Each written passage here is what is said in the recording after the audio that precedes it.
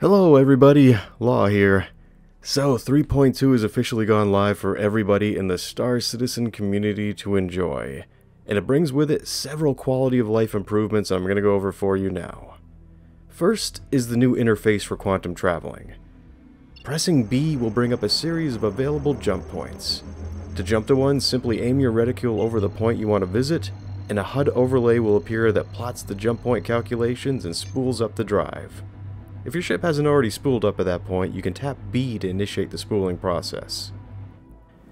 You can also manually spool up the jump drive using the inner thought system and clicking on the appropriate prompting. Once all the calculations have been set, press and hold B to initiate the jump. You can still plot jump points using the Mobi-Glass and the Holo Radar, but using the new system feels so much more fluid and immediate in its gratification. Plus, it's a lot easier to use. Second on the list of navigational improvements is spline jumping. Spline jumping is something new that allows you to jump to any of the navigational markers that are found on a moon's surface, even if it's located on the other side from where you're currently located. The drive will automatically calculate the path, curve around the surface of the moon, and take you within 60 kilometers of your intended target. This is very handy for planet-side navigation and a welcome addition to the game. Last on the list of navigation features is the group jumping system. This allows a group of ships to quantum travel in tandem to a particular location. First, you obviously need to be grouped up. Once all of you have plotted a course that leads to the same location and have spooled up your drives, the first person to initiate the jump will take everyone else along for the ride. This is going to be a necessary component in escort missions, convoys, patrols, and pretty much anything else that involves traveling in a group. Another marked improvement that's been added to the group system is the addition of player name tags, but just for members of your group. This allows you to see their location at any given time and helps during group activities to distinguish between party members and from people who are trying to sneak onto your ship, and for identifying friendlies during ground activities like when you're staking out Korea. Previously, you had to rely on jump checks, spotty communications, and wearing similar uniforms to distinguish friend from foe. Now it's become a whole lot easier.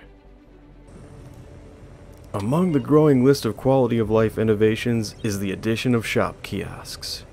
You'll now find a dedicated kiosk in every store that you can use to buy weapons, armor, components, and clothing from, which makes choosing items a lot more convenient, especially when you're purchasing certain items in bulk like ammunition and medipens.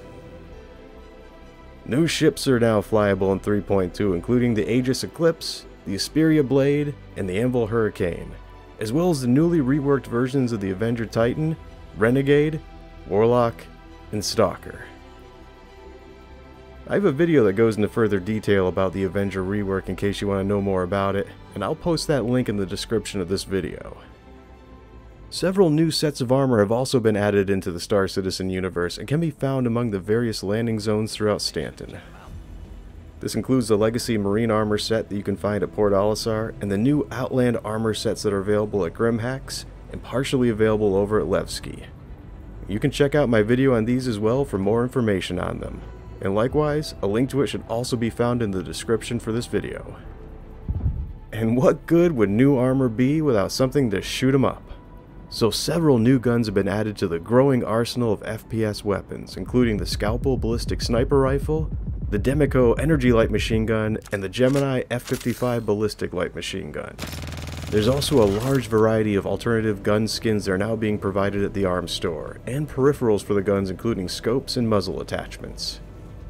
Also, the mining career path has been implemented into 3.2 and everything that's involved in that process, including new scanning mechanics that allows you to search for mineable rocks, the mining laser, the gameplay elements that allowed you to extract and collect ore, and the ability to sell it. I can honestly say that this is one of the best implementations of mining that I've seen in a space sim so far, and this is only the first iteration of it.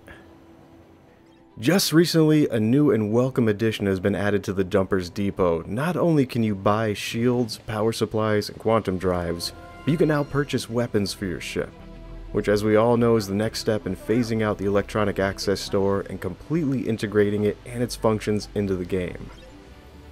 The next stop from there will be the ability to purchase ships in-game with UEC, which is the in-game currency. The first iteration of this is slated for the 3.3 update and is going to be tied in with the Lorville landing zone on Hurston. These are just some of the major additions that you'll find in the 3.2 update. I hope you enjoy it because it's not only made navigation and grouping up a lot easier, but also a lot more fun to play. If you don't have a prospector, then I'd suggest checking out some YouTube videos about mining.